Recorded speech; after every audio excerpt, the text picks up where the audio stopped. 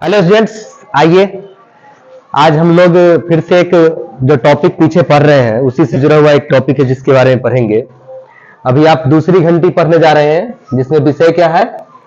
गणित है।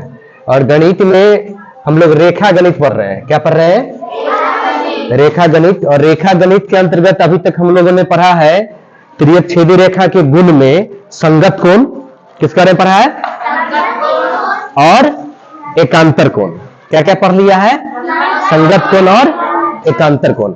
एक बार हम रिकॉल कर लेते हैं संगत कोण और एकांतर कोण को कि आप देख लीजिए यह एक समांतर रेखा है और इस समांतर रेखा को एक तिर्यक छेदी रेखा काटती है। ठीक है, तिर्यक छेदी रेखा ऐसे भी काट सकती है और ऐसे भी काट सकती है। कैसे भी काट सकती है? सीधा भी काट सकती है। ठीक है, मान लीजिए कि यह दो रेखा है जिसका नाम है ए बी और इसका नाम है सी डी, और एक रेखा है इसका नाम है ई एफ, है ना। तो इसमें मैंने बताया था सबसे पहले आप लोगों को संगत कोण के बारे में कि ये कोण और ये कोण संगत कोण है, यानी इस रेखा के ऊपर और इस रेखा के ऊपर संगत कोण। फिर इसके नीचे आएगा तो ये कोण और ये कोण संगत कोण है। फिर उसके बाद देख लीजिए यही बात इस साइड में होगा, ये कोण नीचे आ गया तो ये कोण नीचे आ गया, संगत कोण। फिर इधर वाला ऊपर वाला और ऊपर वाला संगत कोण होगा।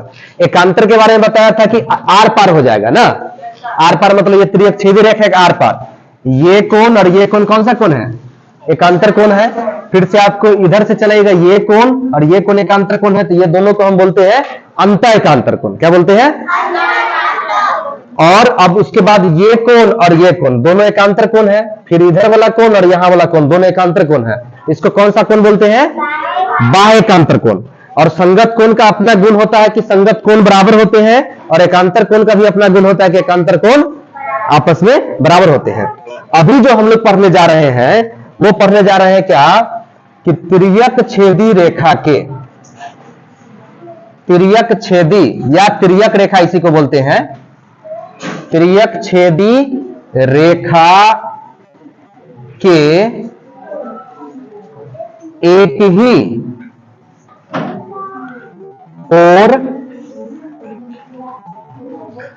के अंतःकोण, इसके बारे में पढ़ने जा रहे हैं। तिर्यक छेदी रेखा के एक ही ओर के अंतःकोण के बारे में पढ़ने जा रहे हैं। अब देखिए तिर्यक छेदी रेखा पहले देखिए, उसके बाद एक ही ओर देखिए। तो तिर्यक छेदी रेखा के एक ओर इधर है और एक और उधर है, ये ना है। और ये हो गया एक ही ओर, एक ही ओर के क्या?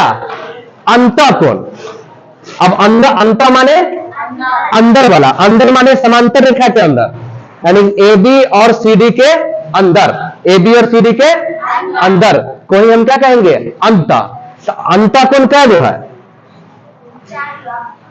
1 2 3 4, ये 4 है। इस 4 में फिर बात किसकी हो रही है? इस 4 में बात हो रही है कि एक ही ओर, इधर वाला और इधर वाला। अब हम नामकरण कर देते हैं। मान लीजिए ये 1 है, ये 2 है, ये आपका 3 है, ये 4 है, ये 5 है, ये 6 है, ये 7 है और ये 8 है। ये कोण का नाम है। अब पकड़ना है कि तिर्यक रेखा की एक ही ओर के अंतःकोण है कौन कौन। तो एक ही ओर के अंतःकोण 4 है, 5, इधर क्या है? तो एक ही ओर के अंतःकोण में गुण क्या होता है? तो उसका गुण होता है कि तिर्यक छेदी रेखा के एक ही ओर के अंतःकोणों का योग 180 डिग्री होता है। क्या होता है? तिर्यक छेदी रेखा के एक ही ओर के अंतःकोणों का योग कितना होता है? इसका मतलब हुआ कि कोण 3 और कोण 6 जोड़ेंगे तो कितना होगा? कोण 3 और कोण 6 जोड़ेंगे कितना होगा? 9 होगा। अरे कोण हम बोल रहे हैं, 3 और 6 तो नहीं कर रहे जोड़ने के लिए। कोण 3 और कोण 6 इतना नाम है ना, तो यहां से देखो ना, कोण 3 और कोण 6 का जोड़ कितना होगा? 180 डिग्री। अभी ना बोले हैं एक ही ओर के अंतःकोण 3 और 6 नहीं हुआ, तो दोनों का जोड़ कितना हो जाएगा? 180 डिग्री। उसी प्रकार से इस साइड में एक ही ओर के अंतःकोण कौन है? तो कोण 4 और कोण 5 का जोड़ कितना होगा? यहां भी होगा 180 डिग्री। अब क्या है? अब इससे जुड़ा हुआ आपको एक्सरसाइज में क्वेश्चन रहेगा कि जैसे मान लीजिए 3 दे देगा 50 डिग्री, 6 निकालने के लिए कहेगा, तो 3 50 रहेगा, 6 निकालना रहेगा, 130 से 50 घटा लेंगे ना। अब इसके बाद इसको आप लोग नोट कर लीजिए, इसके बाद हम लोग क्वेश्चन को हल करना सीखेंगे। धन्यवाद।